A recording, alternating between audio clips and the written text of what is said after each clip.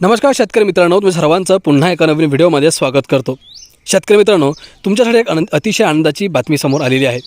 ती बातमी अशी की PM किसानचा 23वा हप्ता आता शेतकऱ्यांच्या खात्यामध्ये या दिवशी जमा केला जाणार आहे।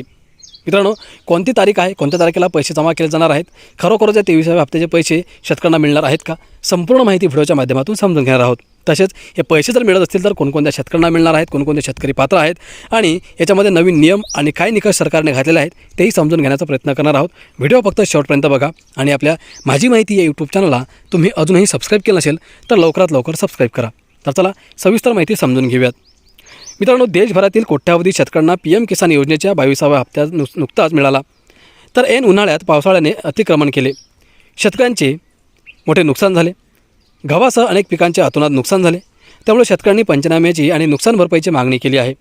त्यासोबतच शेतकऱ्यांना आता पंतप्रधान शेतकरी सन्मान निधी योजनेच्या 23व्या हप्त्याची सुद्धा प्रतीक्षा लागलेली आहे। सरकार या योजनेत दरवर्षी 6,000 रुपये खात्यात जमा करते, 2,000 रुपये 3 टप्प्यात समान जमा करण्यात येतात।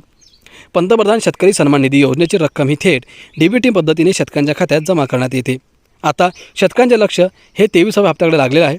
त्यांना हा हप्ता कधी जमा होईल याची उत्सुकता लागलेली आहे।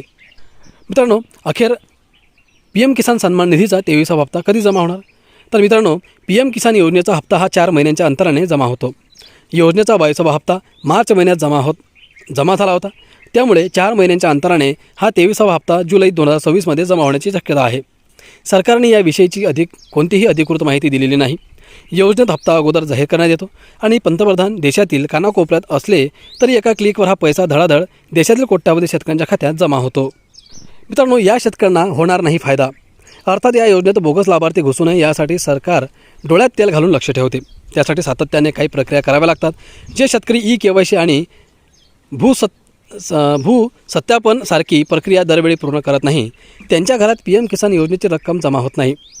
तर आधार कार्ड, बँक खात्याची लिंक नसेल, KYC अपूर्ण असेल तर जुलै महिन्यात जमा होणारा हप्ता परत केला जाईल।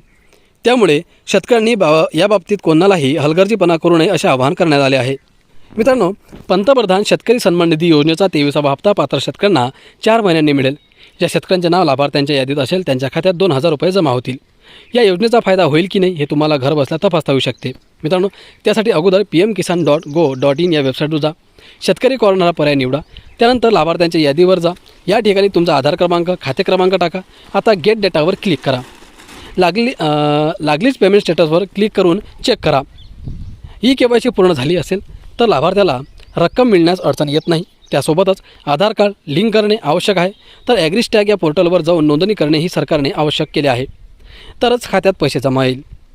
पंतप्रधान शेतकरी सन्मान निधी योजनेविषयी काही अडचण आल्यास किंवा असल्यास शेतकऱ्यांनी हेल्पलाईन क्रमांक जो हा नंबर दिलेला आहे मित्रांनो, त्या नंबरवरती तुम्ही कॉल करा, संपर्क साधा। या ठिकाणी त्यांच्या प्रश्नांचे निराकरण होण्यास मदत होईल। मित्रांनो, अपेक्षा करतो माहिती तुम्हाला महत्त्वाची वाटली असेल तर व्हिडिओला लाईक, चॅनलला सबस्क्राईब करा आणि हा व्हिडिओ शेअर करा। धन्यवाद।